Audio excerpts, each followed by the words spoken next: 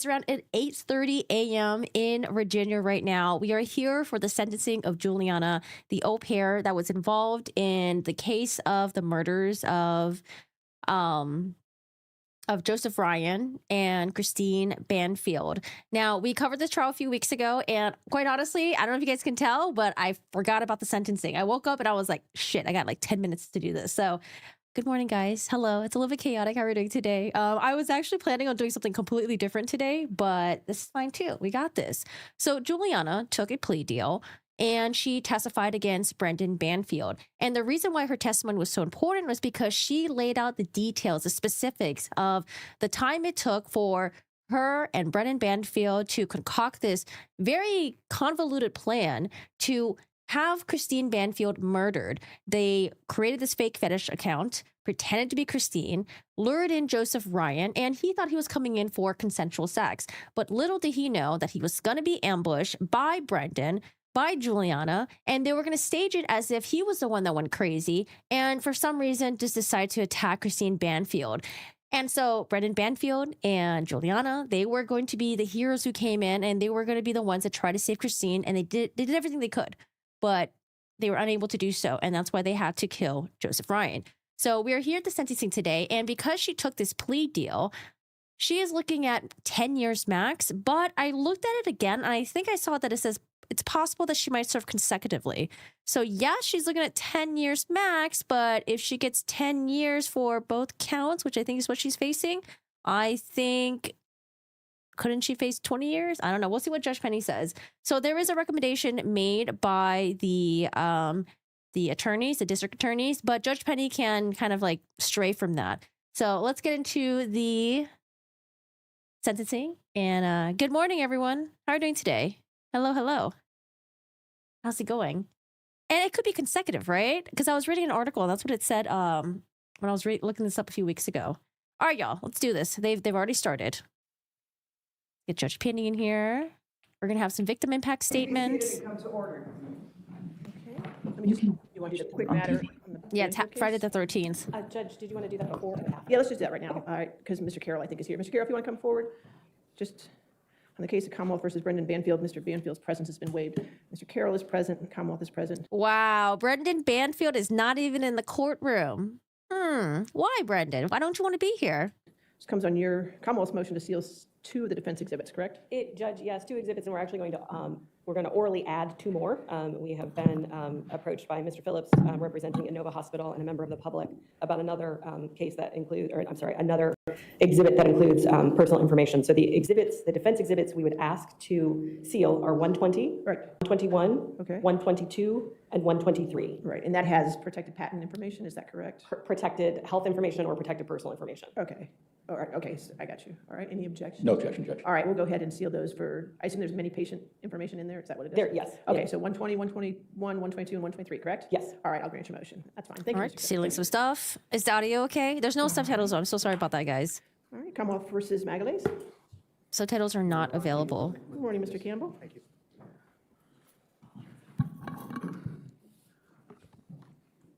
Oh, did Judge Penny do an interview? There's like a 3-minute video that I see at the bottom. All right, so they're bringing her in right now. All right, the case of Commonwealth of Virginia. Oh. All right, the case of Commonwealth of Virginia versus Juliana Perez Magalhaes. Ms. Perez Magalhaes is present in the courtroom with her attorney. The Commonwealth is present. Comes today for sentencing. Are we ready to go forward today, Mr. Campbell? Yes, Your Honor. All right, have you reviewed the pre-sentence investigation report with your client? We did, Your Honor. No changes, additions, or corrections. All right, does the Commonwealth have any? No changes, additions, or corrections. All right, I'll make the pre-sentence investigation report part of the record. The Commonwealth, as far as evidence, I do have, victim impact statements that I have already reviewed. Is there any objection to those victim impact statements? Your Honor, my position, I talked to the Commonwealth, is that some of them fall outside the definition under. Okay, which the code. ones? Are you objecting to certain ones, or are you not? Your Honor, the specific ones are the ones that relate to Christine Banfield, so the Okay. family members of Christine. So you object to those victim impact statements? Yes, Your Honor. Okay. And Why? Judge, what I would say to that is that certainly the statement of facts that we presented, and that is included in the pre-sentence report, includes information about also the murder of Christine. I don't know. I don't know what that reaction was from Judge Petty.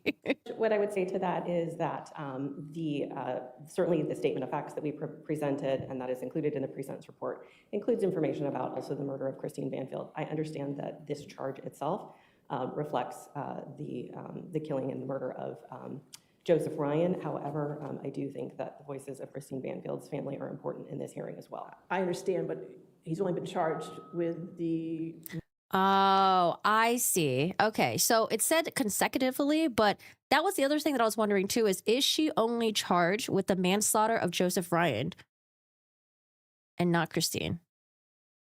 Is that what it is? murder, I mean, she's only been charged with the murder of Joseph Ryan.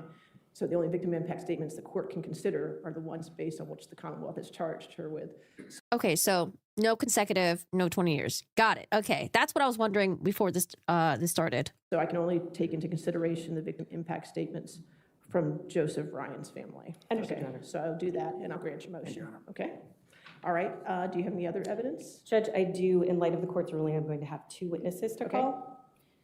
The first of which is going to be Deirdre Fisher. Okay, Deirdre Fisher? She is appearing via Teams. All right, okay, ma'am, if you could just raise your right hand for me.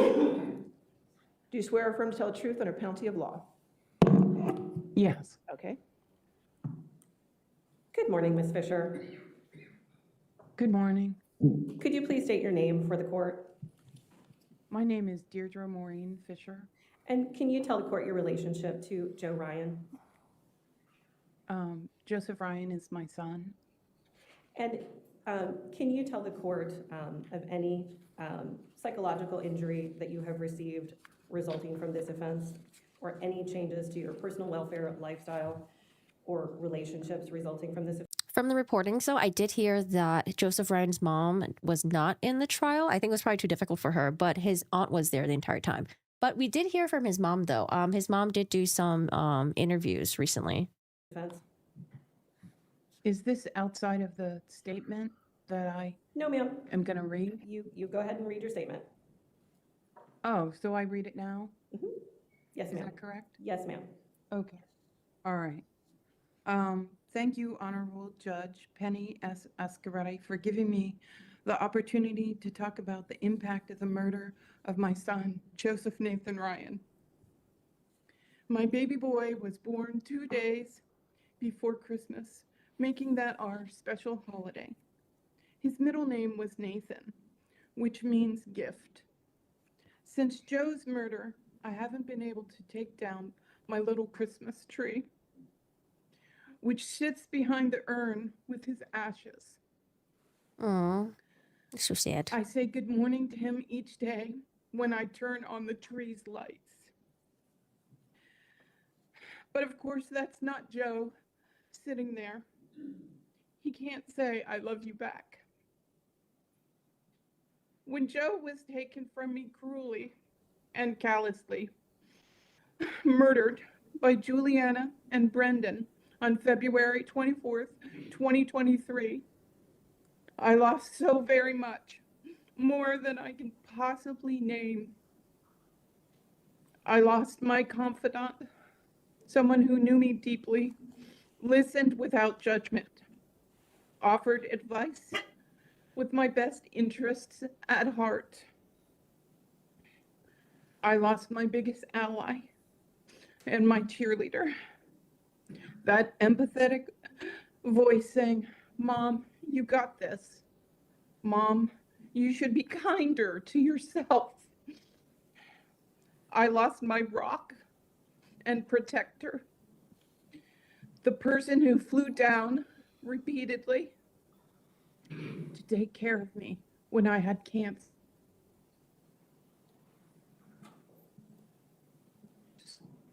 I lost the comfort of knowing that my son would be there to care for me when I'm an old woman with illness or dementia, just as he cared for his grandmother and grandfather. I lost my financial sustainability due to grief's torturous effect on my health, Did she mention if that was her only son? both physically and mentally, which has affected my ability to work and function. I lost my peace and sense of well-being. I can never unhear Joe's moans and cries after he was shot, the cries of a dying man. And the defense tried to say that, no, that's my dog. But she testified, though. Juliana testified and said that was Joe, and that's what you could hear on the 911 call. Can never unsee the image of his lifeless, bloody hand from the trial images. Yeah. I lost nearly all my friends who couldn't handle dealing with someone lost in grief or understand why my life can't just go on. Oh, those are horrible friends. That's so I sad. lost the chance to ever be called grandma. I will never have that. I lost the sound of Joe calling me the most beautiful word in the world, Mom. I lost my Christmas baby, Joseph Nathan, my greatest gift. The impact of Joe's loss doesn't go away, will never go away, but only grow. So many tears, so many times reaching for the phone to call him, only to remember that he won't and can't pick up. So many times hearing the phone ring and wishing it was him, calling me out of the blue about something happening in the world or in his life. So many empty Christmases and so many birthdays without him singing to me in his awful yet beautiful voice, tone deaf. So many moments of trying to remember the exact sound of his laughter and fearing that someday I won't. So many sleepless nights,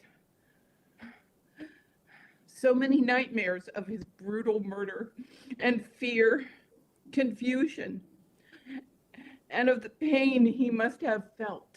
Yeah. So many screams and guttural cries into my pillow, feeling the loss of my son. So many moments of reading horrible things online, lies told about who Joe wasn't. So many moments defending and explaining who my son was and why he couldn't have committed the murder of Christine Banfield. God rest her soul. So many conversations with others, draining them and me of a chance to make happier memories together. So many stomach aches. So many doctor's appointments, hospital bills. And that's going to be so hard because Juliana wasn't arrested until 8 months later. So for during those first 8 months, people looked at her son as if he was probably the murderer. You know, maybe even when the au pair was arrested, you know, maybe it wasn't until a year and a half until Brendan Banfield was arrested, where people started shifting away from, you know, just thinking that her son did it and it was someone else. But yeah, that's rough. Feelings of shame about my health. So many times wishing I could tell Joe about another milestone in my weight loss journey, seeking better health, knowing how encouraging and proud he would be.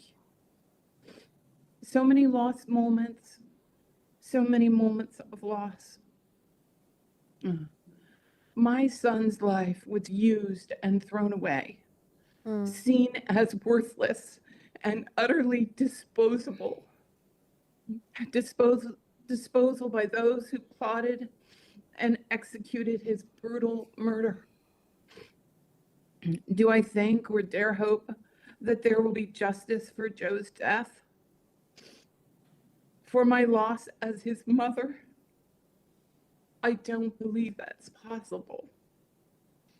What I do hope is that even for a moment, that the world and you, Judge, will say Joe meant more than nothing, that he was someone worthy of dignity and life, who didn't deserve to be used and thrown away, treated as utterly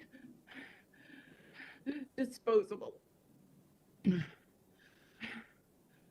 Thank you for listening and for weighing the trail of pain and loss Juliana left in the wake of her calculated, cold-blooded murder, with her life and future as her only concern.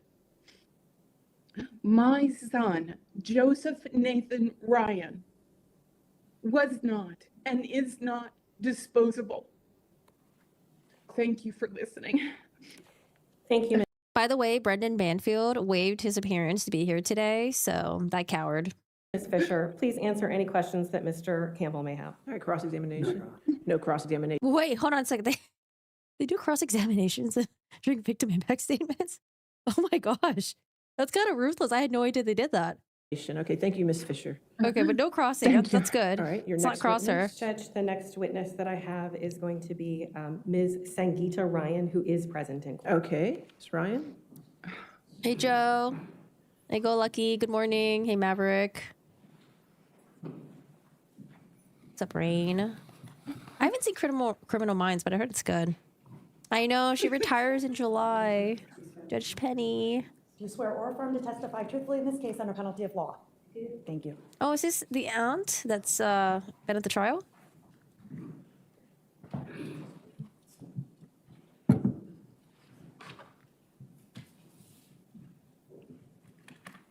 Hey, lady. Good morning. The mom just gave her victim impact statement for Joe Ryan, and I'm thinking maybe this is the aunt, possibly? Good morning. Can you please state your name for the court? Sangeeta Ryan. And can you describe your relationship to Joe Ryan? This is where I read my statement. Who I met, Joey Nathan Ryan, was my nephew. And Honorable Judge Ascarati, thank you so much for the opportunity to speak today. Thank you for allowing the Ryan family to speak up for our Joey Nathan Ryan. We thank the jury for helping us achieve justice for Joe and Christine. And we thank the Fairfax County Police Department, the Commonwealth Attorney's Office, and all that helped, and we are grateful for justice. So our family has remained silent since the devastating loss out of grief, but also out of respect for the justice system. For us, Joe did not just die on February 23rd, 23. He was murdered over and over again, every time lies were spoken, every time his picture was posted alongside salacious stories told by two wolves in sheep's clothing who perpetrated this crime and attempted to destroy the memory of two remarkable people. Get him. Julia and her boss/lover intended to snuff out the life of two innocent victims who deserve to live full and meaningful lives of their own. Well, while we acknowledge the defendant for eventually coming forward with the truth, telling the truth doesn't absolve her of responsibility. Honesty is something we're taught at a young age. Telling the truth doesn't erase the harm. Yep. It simply allows others to move forward. It doesn't bring Joe back, and it sure doesn't bring Christine back. Hearing the truth has finally allowed us to exhale. It validated to the world what we already knew, that Joe was not the monster he was portrayed to be. Rather, Joe was an elder brother, a brand new uncle, the eldest cousin and confidant to four. He is my beloved nephew, and a son and grandson to his loving family. Pardon me 1 second. Oh. We acknowledge that Juliana was a young woman in a foreign country, in love with her employer in a situation where the power imbalance was not in her favor. But where our compassion ends is with the one other responsibility. Juliana was entrusted with and received payment for the care and protection of a small, innocent child. And And she only cared about herself. Juliana, I feel, failed Valerie repeatedly. She was trusted to protect this young charge, but instead chose to cause irreparable damage. She robbed her of her mother.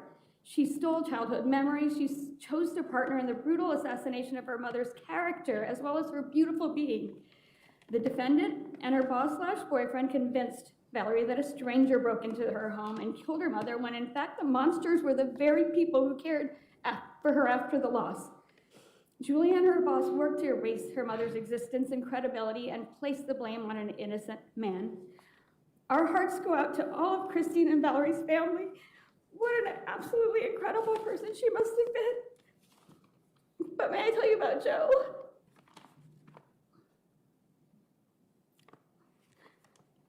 Joe is loved. Joe came to live with the Ryan family. I'm sorry. I'm so sorry. Take your time. Joe came to live with the Ryan family just days after his birth. His birth parents, Dad, Sean, and Deirdre, who you met, were teenagers, so Joe lived with and was raised by his paternal grandparents, Connie and Jim, for all of his life. As a young child, Joe, who we call Joey, was fun-loving and loved from the beginning. He was inquisitive, curious, smart, charming, and so dang talkative. Joe approached strangers and passerbyers with random and nerdy questions about Transformers and movie characters and the Legend of Zelda video game characters and who would win in a battle between this person, and he respectfully waited the answers, whether you knew them or not. As he grew into adulthood, Joe's hobbies included building or painting anything that used his fine motor skills. He loved martial arts. He had a great love and respect for our environment, animals, especially mistreated, neglected, and ugly dogs. And he rescued He does have a little dog, but the dog is kind of cute. It's like a little chihuahua. Is she talking about that dog? mistreated, neglected, and ugly dogs. And he rescued many injured and less loved dogs, bringing them across the country in his travels safely home to the home he shared with his grandmother. Joe cared for people, he cared for animals, and Joe didn't hurt people. When Joe's grandfather, Pap, required care due to a debilitating stroke, Joe left his life in Virginia and moved to Florida to serve as the full-time caregiver to his grandfather, the grandfather that supported him from infancy.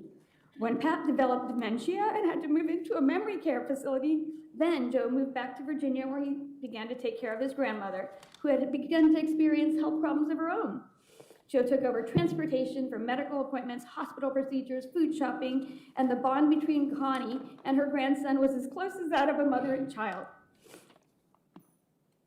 Joe would never have put himself in a dangerous situation that would risk his ability to continue to take care of his beloved grandmother or his old ugly dog, Kitty. I'm sorry, she's not ugly. When Joe didn't come home, Joe's grandmother, Connie, lost the gentle man that she and Pap raised as their fourth son. Joe's sudden murder devastated his grandma, who was 81 and devastated her so much she could no longer live in the family home without Joe, and quietly and quickly sold her home to dodge memories, grief, and reporters to move closer to my husband and me. My husband is Joe's Uncle Jimmy, and I'm his Aunt Gita. In Joe's absence, my husband and I made the decision to leave our careers and to take over his grandma. Oh my goodness. Imagine getting hounded by the reporters when they thought that Joe was a suspect. Support and care team. We continue to do that today, and we think about and talk about Joe every single day. Honorable Judge Asgarati, we feel Joe and Christine were targeted by the worst kind of monsters, the kind who live among the victims and wait until they're the most vulnerable.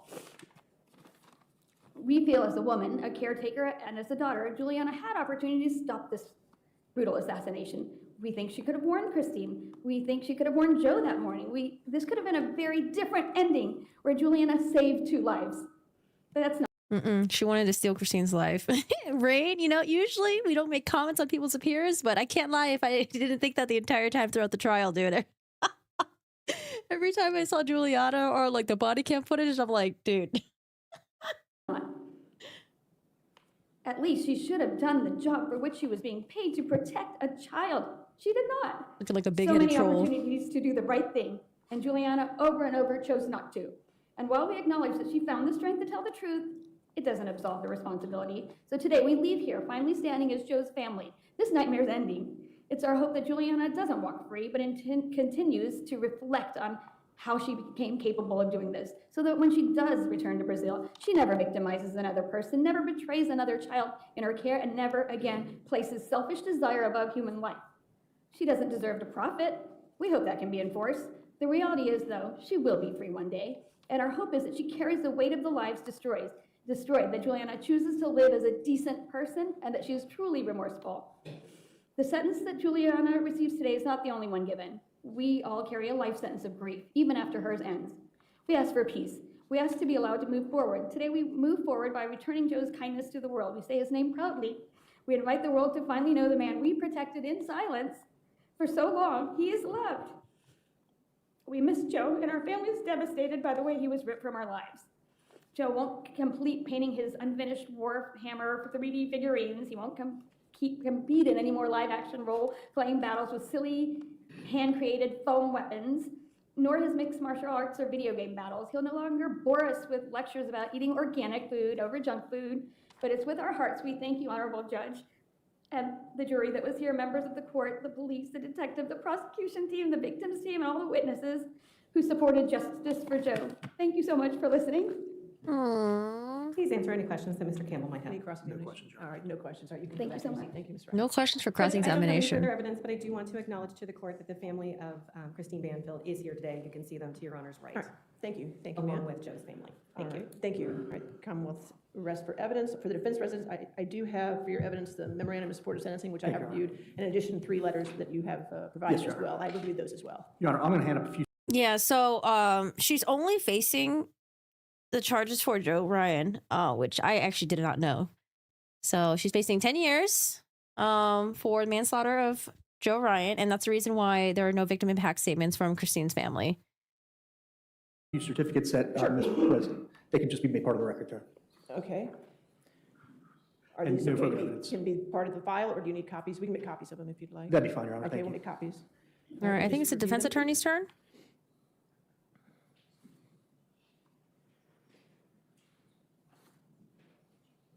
All right, we'll go ahead and make copies of these certificates and make them part of the record as well. All right, any other evidence from the defense? No further evidence, Your All Honor. right, argument?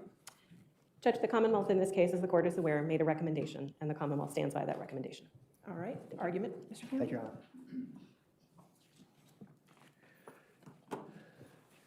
Your Honor, the 2 witnesses that you heard from today made it clear that hearing the truth was valuable to them, to the Ryan family, and it was the truth that Juliana spoke at trial.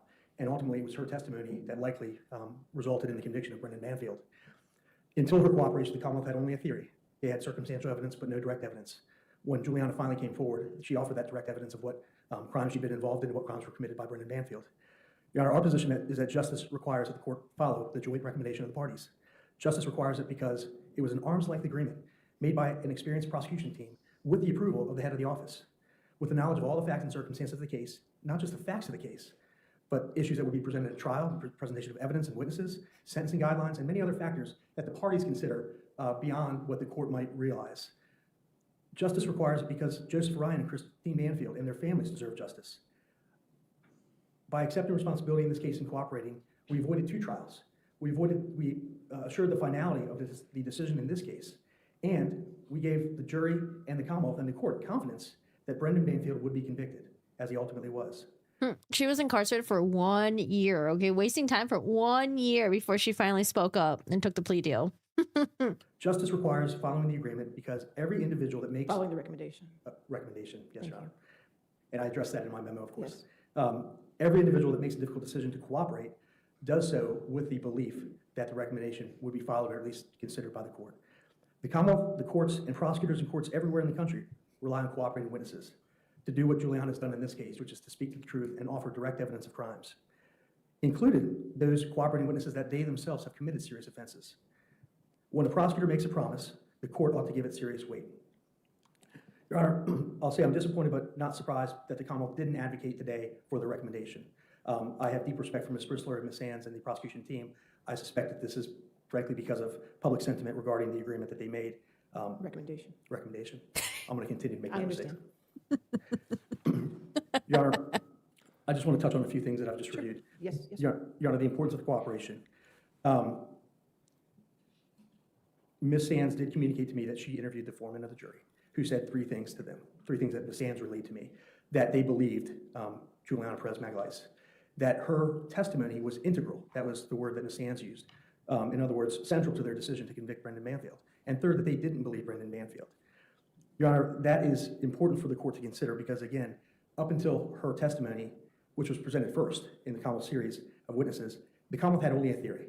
The Commonwealth had circumstantial evidence, forensic evidence, electronic forensic evidence, digital forensic evidence, and others. But it was Juliana who 10 years is nothing, man. I feel like minimum 15 years. ultimately told the story firsthand of what occurred. Because that decision was integral in the jury's decision, I think it could be said, and of course the court presided over the entire trial, you can determine her credibility yourself, but the jury certainly found it integral to their decision. And for that reason, the Commonwealth's recommendation, the joint recommendation, should be given heavy consideration by the court in this case. Your Honor, I briefly want to just touch on the delay in cooperating. Okay. It was evident to the defense that from Juliana's first date of arrest, they wanted her cooperation desperately. Yeah, why did she wait 1 year? Oh, it's because she wanted to make sure that she had communications with her mom and, Brendan was funding the attorney, or I think Brendan's mom was funding the attorney at the time and then paying for her commissary and all that stuff. Her cooperation didn't come quickly. And our It position didn't. is that at that time, she was still under the grip of Brendan Banfield, and the plan that he had convinced her would work. She still believed that there wouldn't be sufficient evidence for a conviction, and she was relying on Brendan's plan to get her through her arrest and prosecution. As she languished in jail, discovery dripped in. And she realized she was fucked and she was like, oh, damn, well, let me do what I can to save myself. It wasn't because, the truth was eating at her. It wasn't because she had to speak out. Really didn't receive significant discovery until after the preliminary hearing in this case. And even leading up to the trial date, we still hadn't received much of the digital forensic evidence that was made central to Brendan Banfield's case. Your Honor, the tipping point was perhaps the arrest of Brendan Banfield. That broke his grip on Juliana. The communications between Brendan and Juliana ceased. There were no further assurances that things would be okay for her. Yeah, when she was like, oh shit, Brendan's arrested now? Oh, wait, I am screwed. Because 2 months after he was arrested, that's when she took the plea deal. They would have a life together afterwards. She was left alone, truly alone. No communications from his mother or family or other people, and no ability for her to actually contact her own family. She was left alone upon Brendan's arrest, and that was a huge factor in her coming forward. Your Honor, when she did come forward, we moved rapidly. We had a lengthy debrief followed by a plea within a day or two of that debrief. The next several months resulted in continued debriefings. We were available at every request of the Commonwealth. She continued to be candid and open with her statements, and I haven't heard any issues with her reluctance to answer questions in those debrief sessions. Your Honor, if she hadn't testified, there's a good chance that Brendan wouldn't have been convicted. First, the Commonwealth believed her. Secondly, Brendan chose to testify himself. I doubt he would have done that without her testimony. He chose to directly challenge her statement of offense, of her account of what occurred, and he was caught in his own lies. Yeah, I think I agree with that. Beginning with, shortly after cross-examination, the question of whether he loved her or not, and him saying, well, I didn't really love her. There were certain things that were in the way. And finally ending with his testimony about an important meeting that he was going to. Upon reviewing that testimony, his boss came forward to testify the next day that there was no meeting. Brendan's lies ultimately resulted in his conviction, but he might not have testified if Juliana hadn't been testified. Your Honor, I appreciate the comments of Joseph Ryan's family, and I've read the letters that were filed by Christine's family, and there's no words I can offer to console them at this time. But it is critical that there was no trial in this case, that there is finality for the families, and that there was cooperation by Juliana that resulted in Brendan's conviction. Your Honor, the last thing I want to comment on is the agreement in this case, the recommendation. Thank you.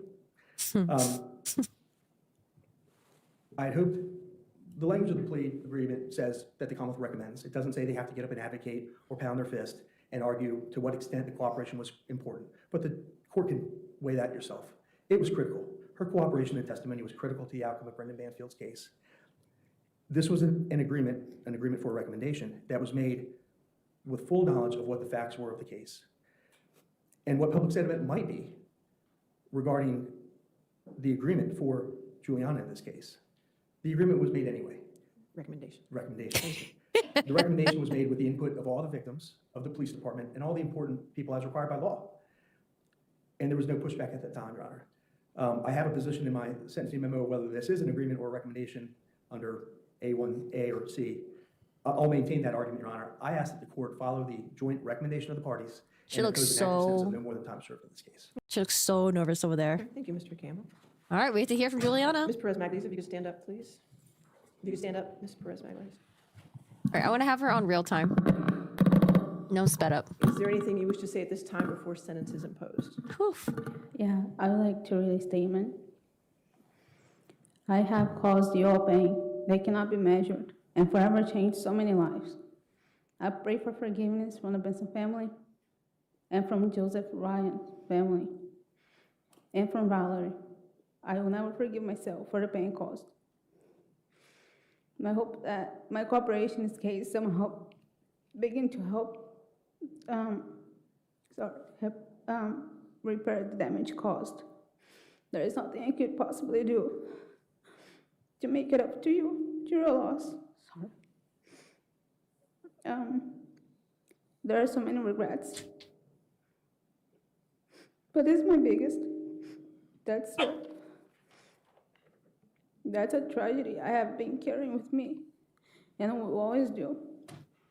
It's something I have nightmares with. A tragedy I know I can never take back the devastation of what I have done.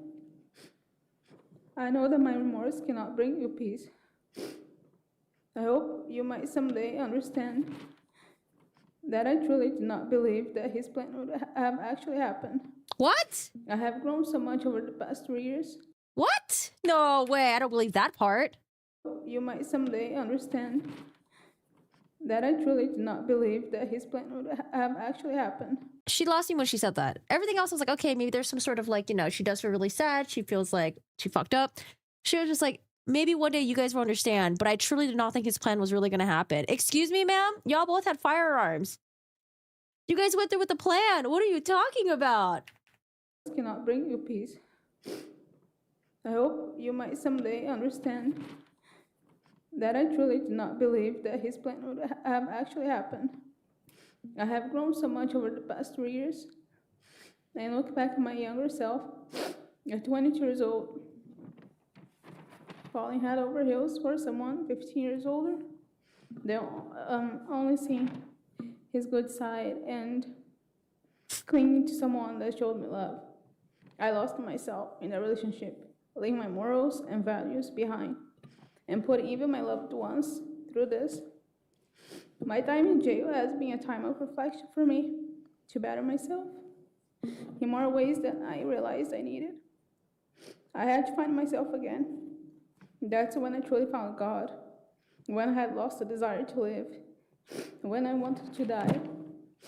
The guilt and feelings that I didn't deserve to live and that I was a monster were overwhelming. And you were. In God, I found the forgiveness and mercy, and I am restored. Jail is not a place you can bear to let yourself drown. Well, I'm glad that you found forgiveness and mercy and you said that you're restored now. Okay. It's only been 3 years, ma'am. Those feelings, I wanted to disconnect from my pain and the guilt and get into survival mode to stay mentally sane, because inevitably, with the memories come pain. Yet, I know I will live with this for the rest of my life. God and I only know the shame and guilt and sorrow I carry for all I have caused. Sorry for Joe's family and Christina's family. Sorry for Valerie.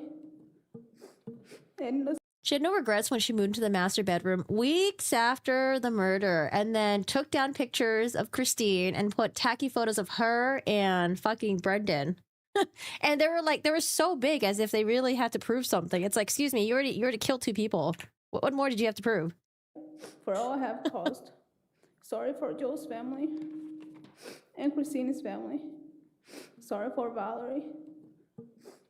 And innocent little girl Yeah, Valerie. who has so much love that will grow without her mother and our father. This is a heavy burden to carry, knowing I could have prevented it at all from happening. See, I think the reason why she didn't care about murdering Valerie's mom was because I think she was already planting seeds into Valerie's mind that, oh, I'm going to be your new mommy. That's the reason why there was that weird interaction that happened where Valerie asked her, was like, oh, are you going to marry my daddy? And she's like, oh, I hope so. And then she was like, are you going to be my new mommy? And she's like, maybe, or something like that. Oh, gosh. Because why else would Valerie ask that? Grow up without her mother and now her father. This is a heavy burden to carry. Knowing could have prevented it all from happening. I understand that I am to blame, and I'm truly sorry for the pain it caused. I hope someday I can be forgiven, as I hope to be able to forgive myself. Thank you for the opportunity to speak. All right, thank you, ma'am. All right. In this matter, the court does find that the manslaughter charge was the large benefit of your bargain for testifying, which was a huge bargain and a plea deal. You could have been facing life plus 3 years, and now the maximum I can sentence you to today is 10 years. That's clearly a trade for your cooperation with the Commonwealth and what the Commonwealth offered. And you accepted that along with the Commonwealth's recommendation for time served, which is not an agreement, and as you know, not binding on the court, as we discussed at length at your plea. The reduction of the charge is a mitigation. I have watched your interviews and I watched you testify, and I just cannot find any further mitigation factors for your case. You may not have come up with a plan, agreed, and an older man may have groomed you to a point, but I want to list for the record the facts To a point. Love it, Judge Penny. that I cannot equate with accepting a time-served recommendation. These are aggravating factors, and an older man may have groomed you to a point, but I want to list for the record the facts that I cannot equate with accepting a time-served recommendation. Wait, These are what? aggravating factors either not fully captured or not reflected in the sentencing guidelines. Number one, until today, you have shown no empathy for the victim in this case. Number two, you were more involved with the plan than you testified to. First off, there were numerous postings on social media platforms and text platforms looking for a target. Texting and speaking directly with Joseph Ryan, encouraging him to bring the knife, and ultimately through the phone conversation, getting his consent, knowing all along you were bringing him to his death. Lying to Christine and setting up the plan for the zoo, using her devices and hiding her phone, using a child as a pawn in your plan, waiting outside for Joseph to show up, calling Mr. Banfield to bring him to the scene, and at any point for at least the month prior or that day, you could have stopped this. The plan did not work without your full involvement. Yep. Number three, having the loaded firearm in your pocket. Number four, bringing a child into the basement knowing two people were about to be murdered, to include the child's mother. Number five, hearing Christine ask you to call 911, which you did and then immediately hung up. Yep. Number six, seeing Joseph Bryan, who was shot in the head at that time, still moving and walking up to him as he lay moaning on the floor and shooting him point blank in the heart. Number seven, watching as Mr. Banfield stabbed Christine over and over again. Number eight, waiting 15 minutes before recalling 911. Number nine, telling a fabricated story for over a year and a half, a story that depicted Joseph Ryan wrongly as a rapist and a murderer, an innocent man. And number 10, telling the child it was okay to call you mommy hours after the murder. Your actions were deliberate, self-serving, and demonstrated a profound disregard for human life. So let's get it straight. You do not deserve anything other than incarceration and a life of reflection on what you have done to the victim and this family. May it weigh heavily on your soul. So today I'm sentencing you on a manslaughter charge because that's what's before me. And the facts of this case demonstrate an intentional and calculated level of violence that is the most serious manslaughter scenario that this court has ever seen. Therefore, I do sentence you to 10 years in the penitentiary, as required by Virginia Code 19.2, 295.2. After you've completed your 10-year sentence, I will order an additional 2 years suspended, and you will be placed on probation pursuant to Virginia Code 19.2, 303. Since you have been convicted of a felony in Virginia, a sample of your DNA will also be drawn for the state police database. Are there any questions, Mr. Campbell? All right, anything further in this case? No, ma'am. Sorry. Okay, all right, you're mandated to the custody of the sheriff. Oh, man. Thank you so much, Judge Penny. She's basically like, listen, you're getting 10 years, but this is why you don't deserve it. But you are going to get 10 years. And she went through everything. I do hope that the police interviews are going to be released after this, because I do wonder what was the initial story that she gave to law enforcement when she was cooperating, and how much did that story evolved versus what she testified on the stand. Because, you know, she probably did say that, like, oh, yeah, I was maybe a little bit involved. I was maybe sort of involved. Oh, it was all Brendan. And then when she was testifying in the stand, it's like, oh, you find out that, oh, there's actually a lot more involvement than you probably told law enforcement initially. I believe that completes the docket. Is that correct? I believe so. Okay, court will be in recess. All rise. Crazy. 10 years, time served. When was she arrested again? Was it like a year and a half or 2 years ago, something like that? Yeah, she'll still have a plenty of life ahead of her. I mean, once she serves her sentence and she's done here, I mean, she's probably gonna, you know, be shipped back to Brazil, but she'll still be in her, like, what, 30s? Yeah, she's got a full life ahead of her. Full fucking life ahead of her. Crazy. Oh boy. Okay, so there is this interview with Judge Penny. I wonder what this is. It's only a 3-minute interview though, but she was only facing 10 years. And it was only for the involvement of the murder of Joseph Ryan. No Christine Banfield. And that's the reason why we didn't hear any victim impact statements for Christine Banfield, which I actually didn't know. I was thinking like, oh, maybe it's going to be like consecutive. Maybe it's going to be one for Christine, one for Joseph Ryan. And then we found out today that Christine Banfield's family will not be reading their victim impact statements. Oh, and then hold on. Did I misunderstood what they said about Brendan? Trusted. I lost. Thought. Hold on a second. Mm-hmm. Early mid-30s, definitely full life ahead of her. Yep. Presiding. Please be seated and come Hey, Taxi, how are you doing today? Okay. Let me just, do you want to do the quick matter on the Banfield case? Do you want to come forward? Just on the case of Commonwealth versus Brendan Banfield, Mr. Banfield's presence has been waived. Mr. Carroll is present, Commonwealth is present. Mr. Banfield's presence has been waived. Mr. Carroll is Yeah, Brendan Banfield's presence has been waived. So that signals to me that he could have attended, right? But he waived it and he doesn't want to be here, right? All right, let's see what this interview is. It's only 3 minutes long. Tomorrow, the au pair tied to the Brendan Fields from the trial will be presiding over tomorrow's sentencing. Now, you may know her as the judge from the Johnny Depp Amber Heard trial. Well, this afternoon, she sat down with our Katie Lusso. some people would just put. She allowed cameras in the courtroom. I think my resume, some people would just put, oh, was the judge in the Johnny Depp trial. She presided over one of, if not the most closely watched televised trials in Fairfax County. My 18 years. It was, however, Sorry, I was trying to... It was not the most important case by far in my 18 years. It was, however, the first time a trial was televised live, start to finish in Fairfax County. It drew in millions of viewers. Are there any moments that stand out for you where you were like, oh my gosh, that did happen? I never had on my bingo card to be a skit on SNL. I think that was a little over the top. In January, she allowed cameras back into the courtroom to stream the Brendan Banfield murder trial live. Really what I'm looking for is to keep the media circus and all the outside attention outside of the courtroom. And one of the best ways to do that is to have it be very transparent and have it televised. But this is not.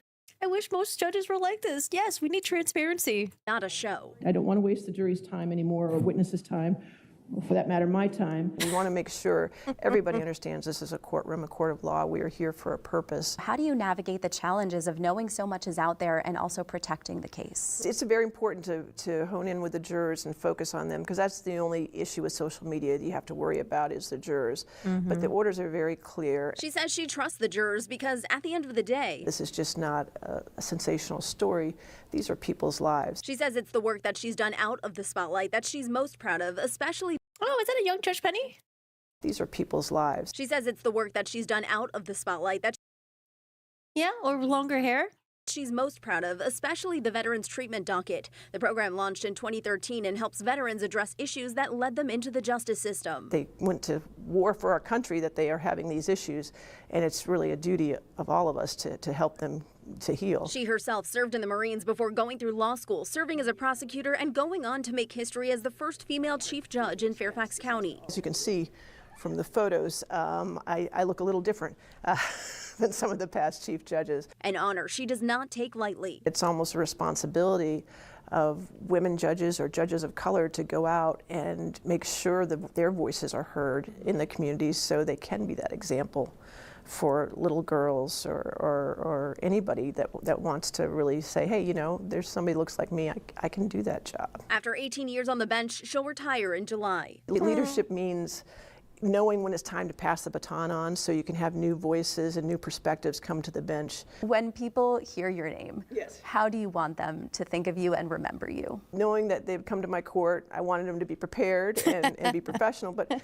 also that I was just fair, you know, that I pushed the judiciary on in a positive way a little further down the road. Tomorrow morning, Judge. Don't waste your time, okay? Don't waste your time. Don't waste the jury's time. I think that's all that we got. That's about it. All right, y'all. So we got to hear from Joe Ryan's mom. We got to hear from Joe Ryan's aunt. Did not get to hear from Christine Banfield's family because this sentencing was only for the manslaughter of Joe Ryan. She got the recommended 10 years. It was because of the plea deal, because she participated in testifying against Brendan. And essentially, you know, law enforcement, the prosecution, the eyes were really on Brendan. Brendan was the one who planned everything. Brendan was the one who stabbed Christine. So yeah, I mean, it really does seem like 10 years seems really little, but I'm glad that at least there's, you know, maybe a bit of closure of knowing what really went down, what happened, and not just like this ominous theory of like, oh, you know, was Christine cheating on Brendan? Was Joe the one who attacked and killed her? So, all right, guys. Well, that's it for today. I actually forgot all about the sentencing. I was like, oh shit. Anyways, guys, that is it for today. And then if you guys did get to listen to Judge Penny, go listen to Judge Penny.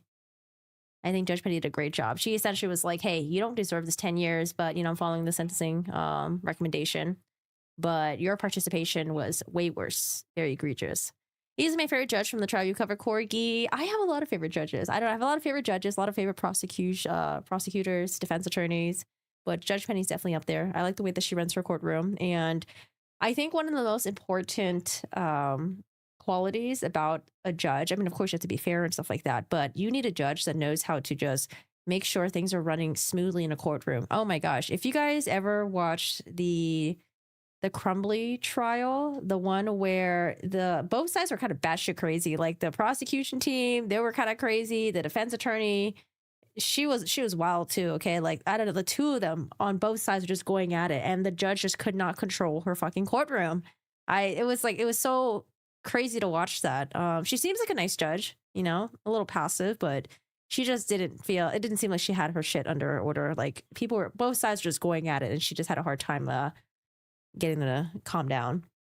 Yeah, happy Friday the 13th. I hope you guys enjoyed by watching a nice horror movie or something. But I will see you guys. Today I was planning on working on the Alec Murdaugh Supreme Court hearing. So we did do a live stream react yesterday, but it is 3 hours. Feel free to watch it, have it playing in the background. But I think I'm going to do a recap video for that one. Apparently there was one article that said that we might hear a decision in 60 days, but you know, sometimes articles are wrong, especially about this one. There's one article that was like, oh, she's facing like maybe consecutively. And I was like, oh, okay. So I guess that means she might get 20 years. Is that what it means? But yeah, she got 10 years, for manslaughter, credit for time served, and I think like 2 years probation. All right. Oh man, dude, the Delphi case, I wish that was televised. I didn't get to attend the trial. I think that was happening during Sarah Boone, but I did watch the recaps of, there were 3 people that I watched the recaps for. It was Harvard lawyer Lee, Andrew Burkhart, and who was the other one? Hidden True Crime, I think. I started watching theirs towards the end. But yeah, I wish there was, you know, I wish all judges believed in transparency, and I wish they were all cool with having cameras in the courtroom, because I think that's one of the best ways to do it. All right, y'all. Anyways, I hope you guys have...